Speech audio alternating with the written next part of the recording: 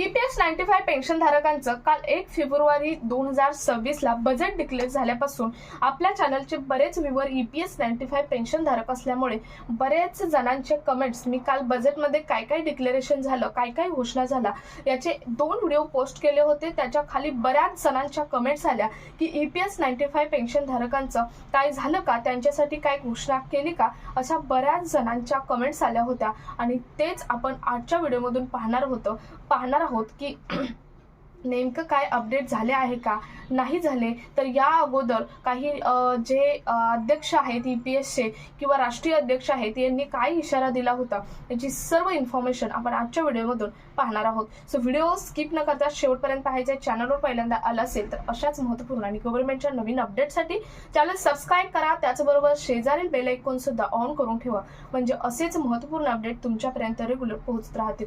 तर नमस्कार, मी पूनम आणि तुम्ही पाहत आहात पुन्हा एक नवीन अपडेट।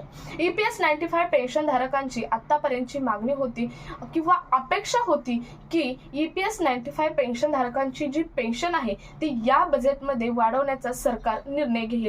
7,500 मागणी होती, परंतु सरकारने 2 ते 2,500 पर्यंत वाढवतील अशी तरी अपेक्षा होती, परंतु त्या अपेक्षेचा सरकारने पूर्णपणे आतापर्यंत भंग केलाच आहे। परंतु कालच्या बजेटमध्ये तर कहरच केला आहे।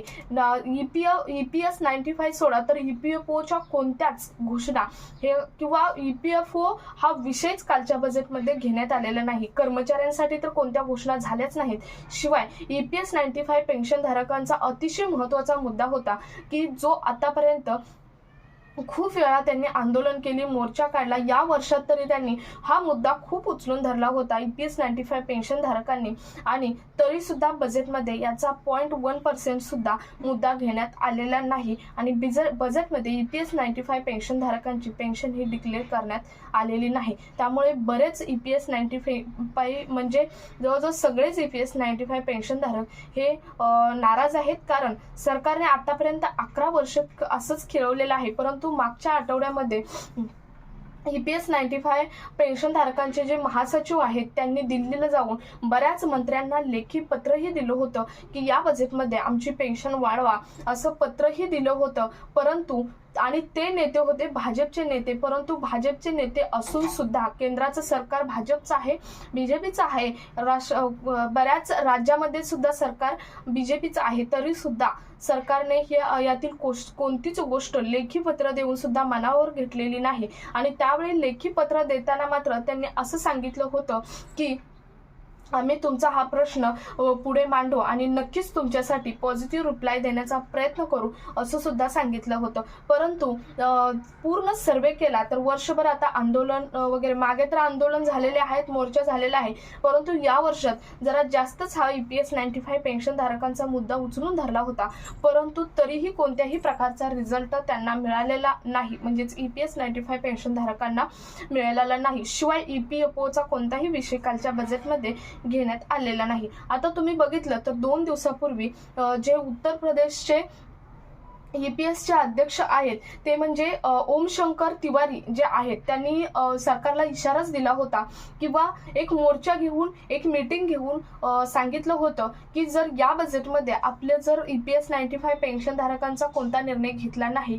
तर आतापर्यंत कधीच असं आंदोलन झालं नाही, तसं आंदोलन आम्ही दिल्लीमध्ये करणार आहोत, असं सरकारला डायरेक्ट इशाराच दिला होता। परंतु सरकारने तरीही ही गोष्ट न मनाव घेता सरकारने कोणत्याही प्रकारची हालचाल EPS 95 पेन्शनधारकांसंदर्भात केलेली नाही। तर कालपासून बरेच प्रश्न येत होते, म्हणून त्यांच्यासाठी अतिशय महत्त्वाचा हा व्हिडिओ होता। शिवाय तुम्ही बघितलं तर या अगोदर जे मोठमोठे न्यूज चॅनल होते की हिंदुस्तान असेल किंवा खबर म्हणून एक न्यूज चॅनल आहे, पेपर्स आहेत, न्यूजपेपर्स आहेत,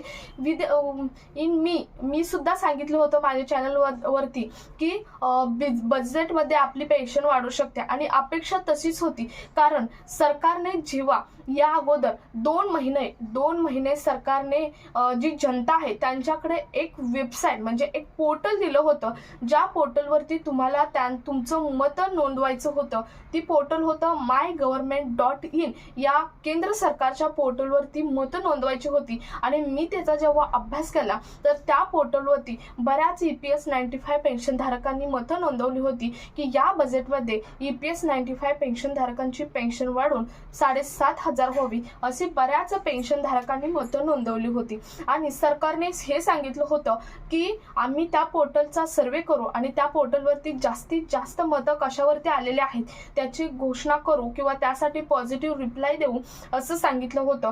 परंतु आणि या सर्वांचाच अभ्यास करून जे न्यूज चॅनल आहेत मी सुद्धा तेच केलं होतं की त्या पोर्टलचा अभ्यास करूनच तुम्हाला सांगितलं होतं की बजेटमध्ये तुमची पेन्शन ही वाढू शकते। आणि बाकीचे न्यूज चॅनल आहेत त्यांनी सुद्धा तेच सांगितलं होतं की बजेटमध्ये तुमची पेन्शन वाढू शकते कारण त्यांनी, परंतु सरकारने असं काहीच केलं नाही। जनतेशी खेळ केल्यासारखा फक्त ती पोर्टल 2 महिने चालू केलं आणि त्या पोर्टलवरचे जे मुद्दे मी अभ्यास केलेले आहेत, जे मुद्दे आहेत ते मुद्दे बऱ्यापैकी नाहीच घेतले त्यांनी।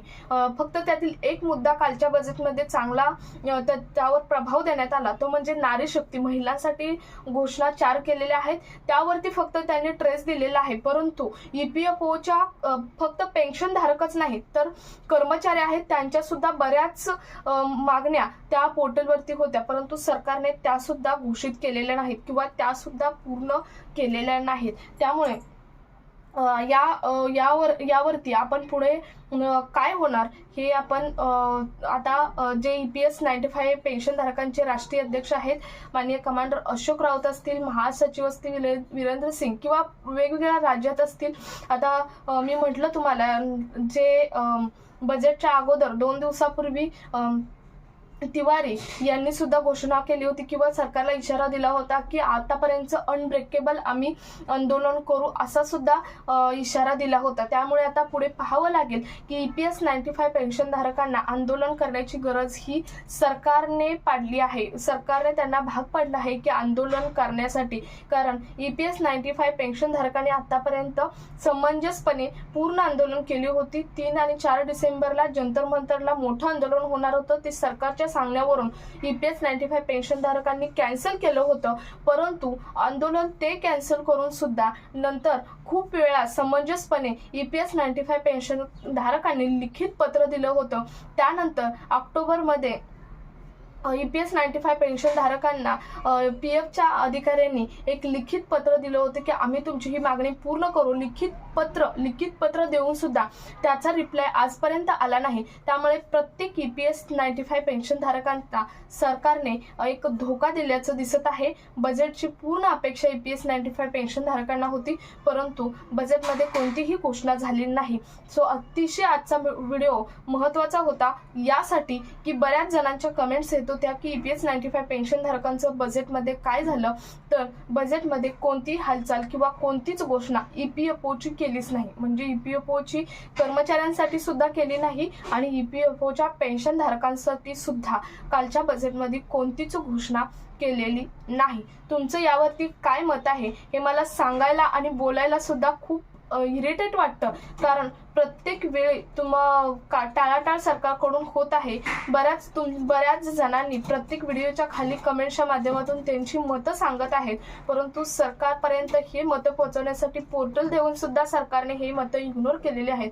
त्यामुळे EPS 95 पेन्शन धारकांना आंदोलन करणं हा शेवटचा पर्याय सरकारने दिलेला आहे। आणि आपल्या चॅनलच्या माध्यमातून सुद्धा हे सांगते की तुम्ही आता सरकारचं कोणतंही न ऐकता दिल्लीमध्ये आंदोलन करा, तरच तुम्हाला न्याय हा मिळू शकतो। कारण मागच्या वेळी तुम्ही आंदोलनातल्या माघारी घेतलं होतं, परंतु आता काहीही झालं तर माघारी न घेणं हाच उत्तम पर्याय असू शकतो। हा व्हिडिओ जास्तीत जास्त EPS 95 पेन्शन धारकांपर्यंत शेअर करा। भेटूयात पुढच्या एका नवीन अपडेट सोबत, तोपर्यंत धन्यवाद।